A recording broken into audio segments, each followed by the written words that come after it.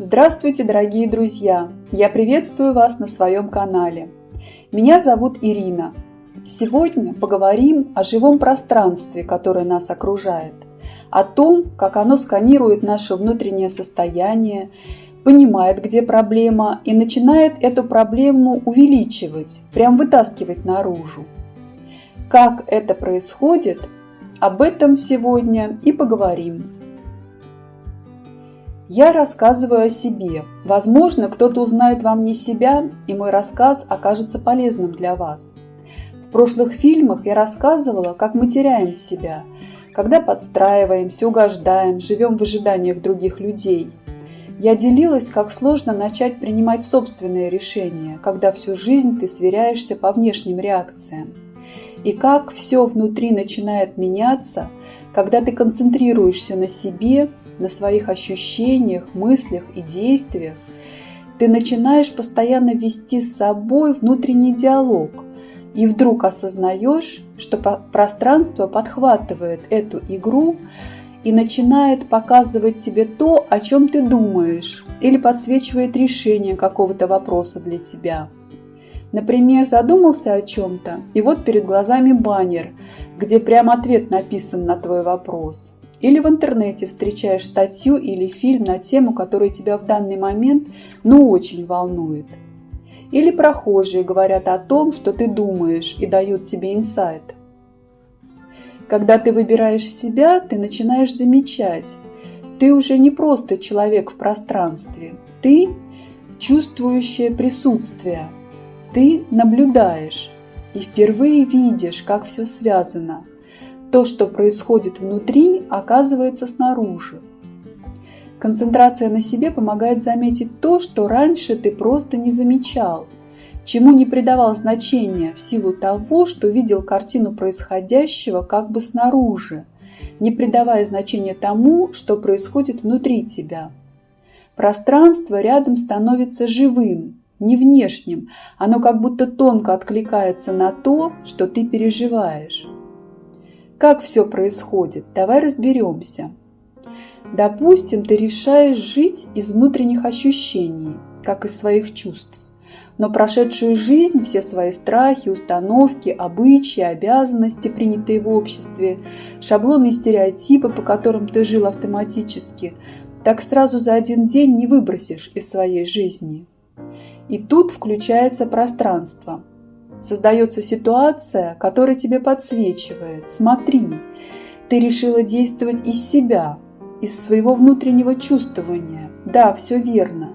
Но так сейчас сразу на все 100% это не получится. Надо постепенно выстроить, наладить свою жизнь так, чтобы сложилось по душе. Например, в моем случае мои взрослые дети не сразу приняли мое решение, что я хочу пожить для себя. Ведь шаблоны и стереотипы общества сигналят нам о том, что старшее поколение должно чуть ли не в обязательном порядке воспитывать внуков и все свое свободное время на это тратить. Мое пространство вовсю сигналило мне, что нужно уделить время себе, своему развитию. И когда я начала размышлять как, подкинула мне курсы по психосоматике. Я откликнулась, пошла учиться, и жизнь прям заиграла новыми гранями, новыми красками. Я нашла для себя очень многие ответы на свои вопросы в этом обучении. И постепенно мои дети приняли мою сторону в этом вопросе. А я, получив нужные знания, смогла спокойно, последовательно донести до них суть своих желаний, и они меня поняли. И так во всем. Люди приходят и будто показывают тебе твои страхи. Ситуации складываются так, что ты сталкиваешься с тем, что еще не прожито. Люди начали зеркалить все то, что я еще не до конца отпустила. Раздражение, обиды, недопонимание – все всплывало. Как будто что-то хотела сказать. Посмотри, вот здесь еще болит. Пространство стало живым помощником. Оно не гладит по голове, оно подсказывает, иногда через боль, иногда через повтор. Но все, что происходило, было не против меня, а было во имя меня. Раньше я бы просто обиделась, разозлилась, ушла в себя. А теперь ты смотришь внутрь, ищешь, что в тебе еще цепляется. Перепроживаешь, читаешь, осознаешь. И вдруг в какой-то момент не реагируешь так, как раньше. Не потому, что подавила, а потому, что переросла. И тогда что-то снаружи меняется тоже. Пространство тебя не наказывает, оно исцеляет тебя через опыт. И ты все глубже возвращаешься к себе, с каждым разом мягче, осознаннее, свободнее. Это путь, не быстрый, не линейный, но настоящий. И ты на нем не одна. Это путь перестройки, очищения, внутренней работы. И если ты сейчас в этом состоянии, где все будто крошится, обостряется, где сложно, где хочется закрыться или убежать, знай, это пространство тебя не ломает, оно лечит, исцеляет, мудро, через опыт. Я заметила, что в ситуациях, где раньше я бы обиделась или замкнулась, теперь у меня тишина. Не пустота, не равнодушие, а ощущение, что мне не нужно больше защищаться. Я просто знаю, что происходит. И эта ясность как будто новый уровень доверия к себе.